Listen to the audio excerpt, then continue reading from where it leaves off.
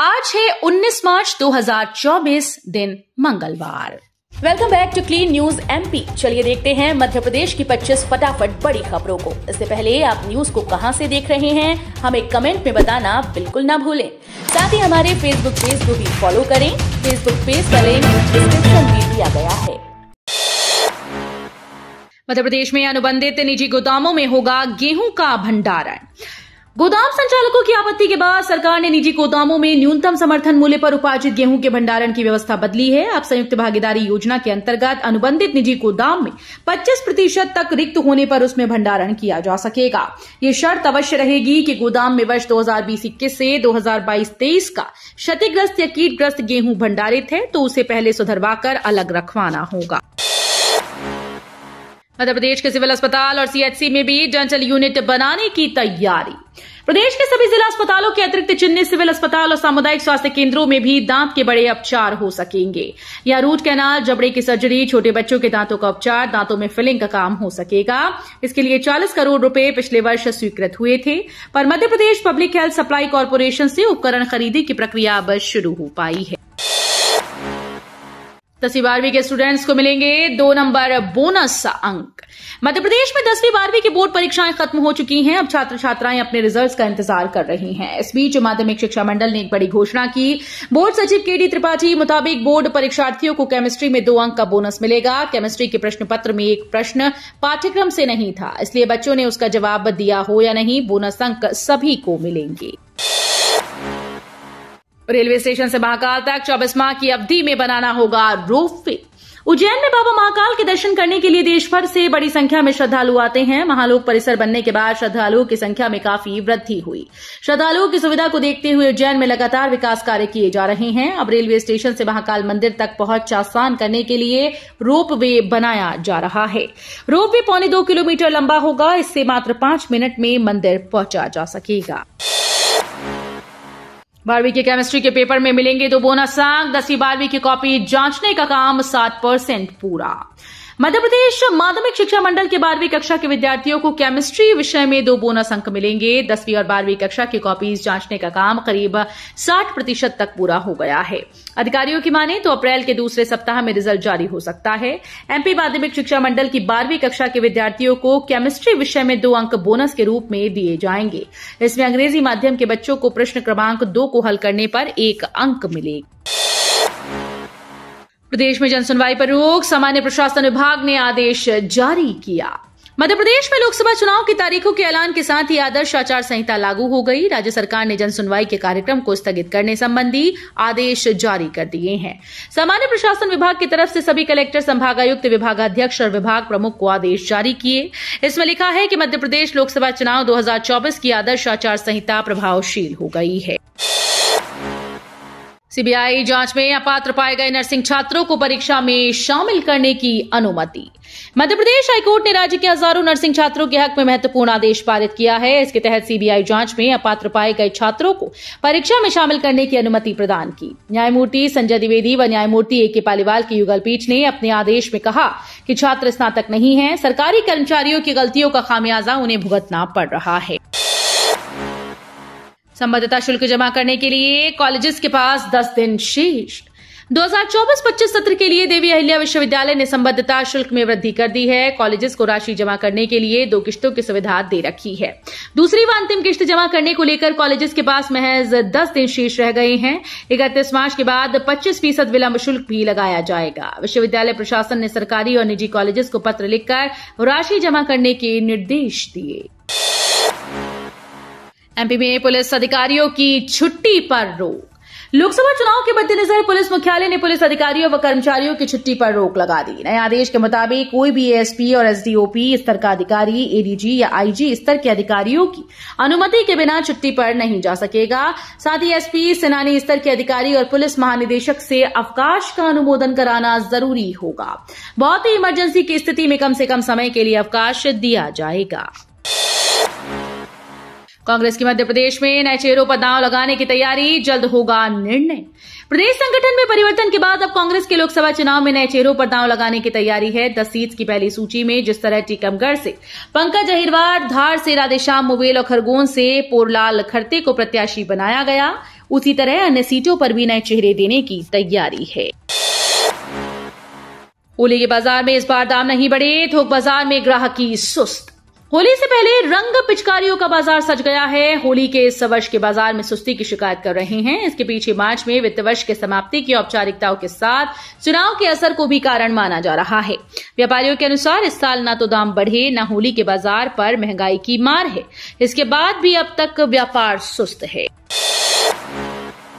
CM Mohan ने कहा, राहुल गांधी को ना सनातन की समझ है और ना ही लोकतंत्र की। राहुल गांधी के बयानों पर मध्य प्रदेश के मुख्यमंत्री मोहन यादव ने पलटवार किया। उन्होंने कहा कि दुर्भाग्य की बात है कि राहुल गांधी को ना हिंदू धर्म की समझ है और ना ही लोकतंत्र की। ईवीएम जैसी निष्पक्ष वोटिंग मशीन के कारण दुनिया में भारत के लोकतंत्र का मान बढ़ता है। राहुल गांधी को विचार करना चाहिए कि वो क्या कह रहे हैं।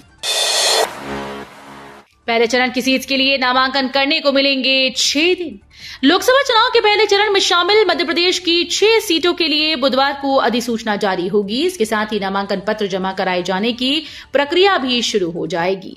इन सीटों के लिए नामांकन पत्र जमा करने के लिए प्रत्याशियों को 6 दिन मिलेंगे। 24 मार्च को रविवार और 25 मार्च को होली का अवकाश होने के कारण नामांकन पत्र नहीं लिए जाएंगे। शिवराज ने राहुल गांधी की यात्रा पर साधा निशाना, बोले एक और विफल यात्रा का समापन। पूर्व सीएम शिवराज ने सोमवार को मीडिया से बातचीत में कहा कि राहुल गांधी ने अपनी एक और विफल यात्रा का समापन किया। राहुल ने 2 यात्राएं की और वो 2 यात्राएं भारत जोड़ो कांग्रेस तोड़ो कांग्रेस छोड़ो यात्रा साबित हुई। पूर्व सीएम ने कहा कि उनकी यात्रा जहां से गुजरी वहां से कांग्रेस ही गुजर गई। न्याय यात्रा ने भी कांग्रेस के साथ अन्याय ही किया। जहां से वो गुजरे वहां कांग्रेस या तो हारी या शीर्ष नेताओं ने कांग्रेस छोड़ी। शिवराज मामा को नन्ही भांजी ने भेंट की अपनी गुल्लक। महिलाओं ने भी दी चुनाव लड़ने की राशि। लोकसभा चुनाव के ऐलान के साथ ही राजनीतिक पार्टीज ने अपनी तैयारियां तेज कर दी। प्रत्याशी भी मैदान में उतारे गए। भारतीय जनता पार्टी ने पूर्व सीएम शिवराज सिंह चौहान को विदिशा से प्रत्याशी बनाया है। शिवराज ने नाम के ऐलान के साथ ही संसदीय क्षेत्र की जनता से संपर्क शुरू कर दिया। इसी के तहत पूर्व सीएम शिवराज सोमवार को सीहोर के इछावर पहुंचे। यहां पर एक नन्ही बच्ची आशी अग्रवाल ने शिवराज मामा को चुनाव लड़ने के लिए अपनी गुल्लक भेंट की। कांग्रेस को फिर झटका, कमलनाथ के करीबी सैयद समेत 68 नेता भाजपा में शामिल। मध्य प्रदेश में नेताओं के कांग्रेस छोड़ने का सिलसिला थमने का नाम नहीं ले रहा। सोमवार को छिंदवाड़ा से पूर्व सीएम कमलनाथ के करीबी और कांग्रेस प्रवक्ता सैयद जाफर समेत 68 से अधिक नेता भाजपा में शामिल हो गए। मुख्यमंत्री मोहन यादव और प्रदेश अध्यक्ष वीडी शर्मा ने अंगवस्त्र पहनाकर उनका स्वागत किया। इंदौर में भाजपा ने अपनाया राजनीति का छिंदवाड़ा मॉडल, इसलिए कांग्रेस के बड़े नेता भाजपा में। मध्य प्रदेश का छिंदवाड़ा जिले में कांग्रेस का जमीनी नेटवर्क तगड़ा है। भाजपा ने इस चुनाव में कोशिश की, लेकिन जिले में एक भी विधानसभा सीट भाजपा को नहीं मिल पाई। छिंदवाड़ा के राजनीतिक मॉडल की तर्ज पर इंदौर को भाजपा अपना भेद किला बनाना चाहती है। इस विधानसभा चुनाव में एक भी सीट कांग्रेस को नहीं मिल पाई। बीजेपी नेता के गेस्ट हाउस पर चला बुलडोजर। सागर में बीजेपी नेता मस्तराम घोषी के खिलाफ बुलडोजर कार्रवाई हुई है। निगम प्रशासन ने उनके अवैध मैरिज गार्डन और दुकानों पर बुलडोजर चलाकर ध्वस्त कर दिया। हालांकि इस दौरान हाईकोर्ट के स्टे ऑर्डर पर निगम को बीच में ही अपनी कार्रवाई रोकनी पड़ी। आरोपी नेता घोषी के खिलाफ एक शख्स की हत्या का आरोप है। नगर निगम के मुताबिक उसने अवैध कब्जा कर मैरिज गार्डन और दुकानें भी बनाई थी। इसके चलते ये कार्रवाई की गई। सिंगरौली नगर निगम आयुक्त सत्येंद्र सिंह बने जबलपुर स्मार्ट सिटी के सीईओ। सिंगरौली नगर निगम आयुक्त सत्येंद्र सिंह ढाकरे को मुख्य कार्यपालन अधिकारी स्मार्ट सिटी जबलपुर पदस्थ किया गया है। नगरीय विकास और आवास विभाग ने सोमवार को पदस्थापना का आदेश जारी कर दिया है। सत्येंद्र सिंह का मूल पद मुख्य नगर पालिका अधिकारी का है। शिवराज सिंह ने कहा, राम मंदिर का न्योता ठुकराना कांग्रेस की सबसे बड़ी भूल। मध्य प्रदेश के पूर्व सीएम शिवराज ने राम मंदिर को लेकर एक बार फिर से कांग्रेस पर हमला बोला। उन्होंने कहा कि रामलला की प्राण प्रतिष्ठा के दौरान पूरा देश आनंद उत्सव और भक्ति से सराबोर था। निमंत्रण कांग्रेस नेताओं को भी मिला था कि वो सनातन के सबसे बड़े पर्व में शामिल हों। उन्होंने इस कार्यक्रम में शामिल न होने का फैसला किया। ये कांग्रेस की सबसे बड़ी और ऐतिहासिक भूल है। कांग्रेस को इसका जवाब देना चाहिए। स्पोर्ट्स बिजनेस लीडर्स के लिए ग्लोबल प्रोग्राम लॉन्च। लिवरपूल विश्वविद्यालय बना साझेदार।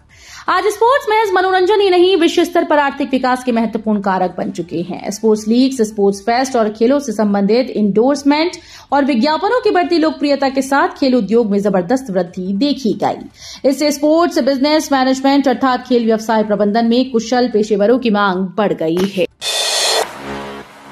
आज होगा भगवान शिव मां पार्वती विवाह का नगर भोज। 50,000 लोगों के लिए बनाए जा रहे व्यंजन। 8 मार्च को महाशिवरात्रि में शिव विवाह की रस्म निभाने के बाद मंगलवार 19 मार्च को महाकाल का रिसेप्शन नगर भोज होगा। इसमें पूरे शहर को आमंत्रित किया गया है। खास बात यह है कि आमंत्रण में नगर भोज के लिए जो आमंत्रण बांटे गए उसमें स्वागतातुर 33 करोड़ देवी देवता और दर्शनाभिलाषी रिद्धि सिद्धि संघ भगवान गणेश और शिव के परिवार को बनाया गया है।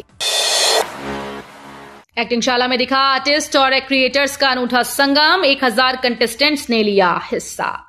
डिफर द्वारा आयोजित कला कॉर्नर की वर्कशॉप एक्टिंग शाला ने शहर की प्रतिभाओं के लिए खूब सकारात्मकता बिखेरी। ये वर्कशॉप जानी मानी हस्ती भारतीय फिल्म, टेलीविजन व थिएटर एक्टर और डायरेक्टर राजेंद्र गुप्ता ने कंटेस्टेंट्स को कैमरा, स्टेज क्राफ्ट और टेलीविजन एक्टिंग टेक्निक्स के लिए बारीकी से जानकारी प्रदान की। ऐसे में इस वर्कशॉप में हिस्सा लेने वाले कंटेस्टेंट्स को बॉलीवुड इंडस्ट्री में शामिल होने के दौरान आने वाली मुश्किलों से निपटने के तौर तरीके और इसमें शामिल होने के लिए जरूरी बातें सीखने को मिली। एमपी में 6 विधायकों को लोकसभा चुनाव लड़ा सकती है कांग्रेस। आगामी लोकसभा चुनाव को लेकर कांग्रेस जल्द ही अपने प्रत्याशियों की तीसरी लिस्ट जारी कर सकती है। इस लिस्ट में मध्य प्रदेश की बची 18 सीटों पर भी उम्मीदवार तय हो जाएंगे।